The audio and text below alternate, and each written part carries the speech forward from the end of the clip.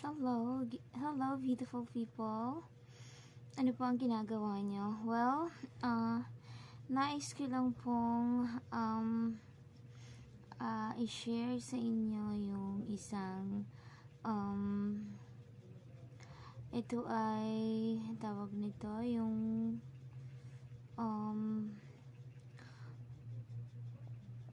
isang herbal medicine na talagang magaling din.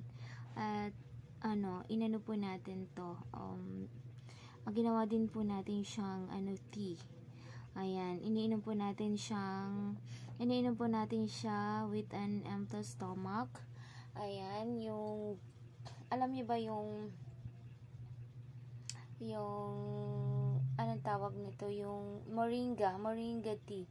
Yung malunggay po, napakagaling din po niyan. At saka madaming sakit yung nagagamot po niyan. Kung ugaliin niyo pong yan ang gawin nyo na tea sa umaga, ilalaga nyo lang po. Tapos yun ang iinumin nyo with an empty stomach. Talaga naman pong napakagaling siyang herbal medicine. Dami-daming sakit na pwedeng mawala sa inyo, or pwede nyong ugaliing inumin po yan. Moringa there. Research nyo po, for sure may makikita kayo niyan.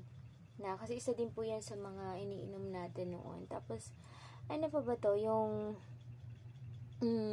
alam nyo ba yung, ano pa ba to? Yung, basta ang dami nating iniinom noon na, ano ba ito ininom ko noon?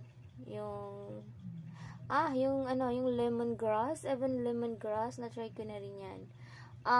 Luya, napakaganda din. Yung nilagang luya. Yan, pwede nyo haluin nyo po yan.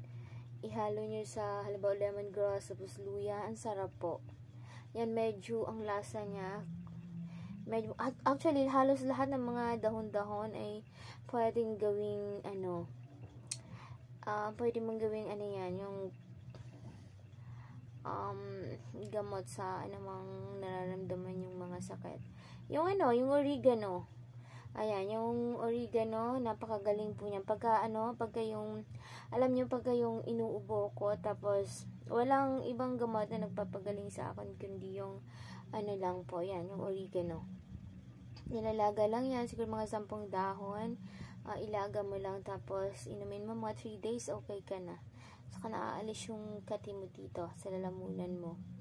Yan, napakagaling. Kahit even sa mga bata, marami nang hihingi niyan dito sa amin. May tanim din kami niyan doon sa rooftop, sa bubong, sa paso, inilagay namin sa Tsaka madali siyang, ang kagandahan, madali siyang mabuhay. Ayan. So, at saka takot din po dyan yung, yung lamok, yung ahas. Kung medyo malamok, halimbawa, dyan sa kwarto nyo medyo malamok, kumuha ka lang ng dahon yan, paikot mo sa room mo. For sure, wala nang lalapit na lamok sa iyo. Ayan. At gustong-gusto ko yung amoy niyan. Napakagaling. So, yun lamang po. At sa susunod naman natin ang yung iba. Ingat po kayo.